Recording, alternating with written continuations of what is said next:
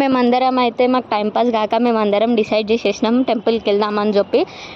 మేము మా అన్న వాళ్ళు మేమందరం అయితే మా అన్న వాళ్ళకి కారు ఉంది, ఆ కార్లో అయితే వెళ్తున్నాము. ఈ టెంపుల్ ఇది చాలా మంచిగా ఉంటుందని చెప్పి విన్నాం. ఈ టెంపుల్కి అయితే మేమందరం వెళ్ళడం స్టార్ట్ అయిపోయింది. కార్ దిగి మేము వెళ్ళి ఈ టెంపుల్ బయటికి చూడడానికి ఎంత బ్యూటిఫుల్ ఉంది, లోపలికి ఇంకా చాలా పీస్ఫుల్ ఉంది. కాకపోతే పరిశాన్ వచ్చేసి ఆ లైన్ దగ్గర దర్శనానికి చాలా దమ్ అయిపోయింది. ఇంకా ఫైనల్లీ ఇట్లా చేసి అయితే మేము దేవుని లోపలికి అయితే వెళ్ళిపోయినాం, దేవుని దగ్గరికి లోపల ఆల్మోస్ట్.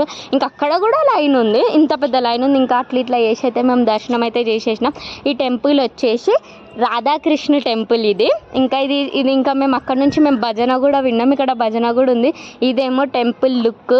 మళ్ళీ మేము టెంపుల్ కంప్లీట్ ఏంది మా పూజ కంప్లీట్ అయితే చేసేసి మేము బయటకు వచ్చేసినాం. ఇంకా డిన్నర్ టైం అయింది కాబట్టి మేము అందరం బయటనే డిన్నర్ చేసేసి మేము అందరం ఇంటికి అయితే వచ్చేసినాం. Thank you for watching.